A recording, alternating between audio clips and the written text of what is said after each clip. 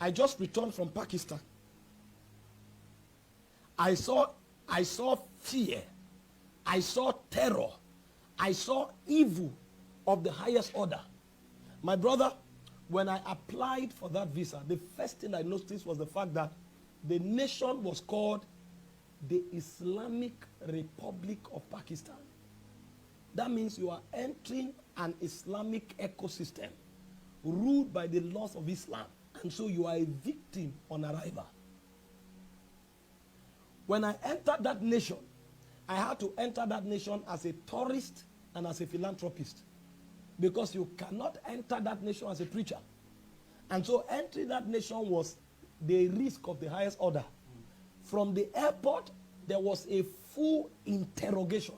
I was thoroughly interrogated by the police, by the narcotic agent, and by the immigration. They searched everything I had. They made phone calls. They had to send a Christian police officer to get in there to intervene. I was to be arrested at the airport on arrival because my passport carried clergy. The world is dark. That nation is the second largest Islamic nation. It has 227 million people. You can't move around without power. There's wickedness everywhere. When I traveled into that ecosystem, the crusades we had, I'm going to do a documentary on my experience in Pakistan. The crusades we organized were in different locations, and we were only permitted to do one crusade per location. Because if you do a crusade today and you return the next day, you are coming to meet bloodshed. So it was a hit and run experience. And the way we organized it is such that when we organize the crusade, we come to a location, they sent out over 20 to 30 buses to bring people from other locations. Because the bait was that they told them the one coming is a healer. So they were coming to receive healing.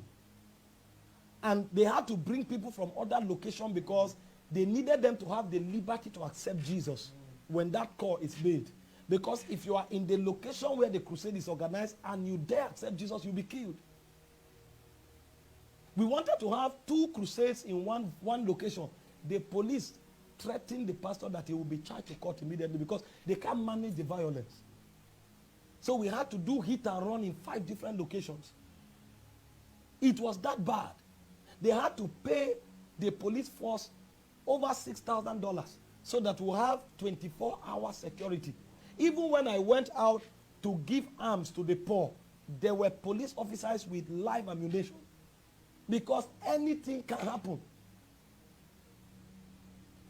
So the Christians surviving, the pastor that invited me was imprisoned for 8 months. He came out of prison not up to 5 months before this meeting.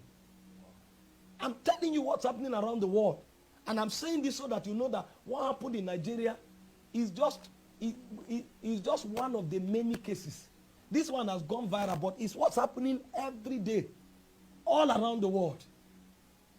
And so the need for power cannot be overemphasized. I had to live in a pastor's house with police, with surveillance, 24 hours. And in order to be able to host this kind of meeting, where you have to bring all your audience from different locations, I mean, it's capital intensive. The pastor sold his car, sold most of his properties, because the program, the 5 meetings cost over $50,000. That's the level of doggedness that these people have for God. The time for lukewarm Christianity is over. That time is over. Every Christian must have power.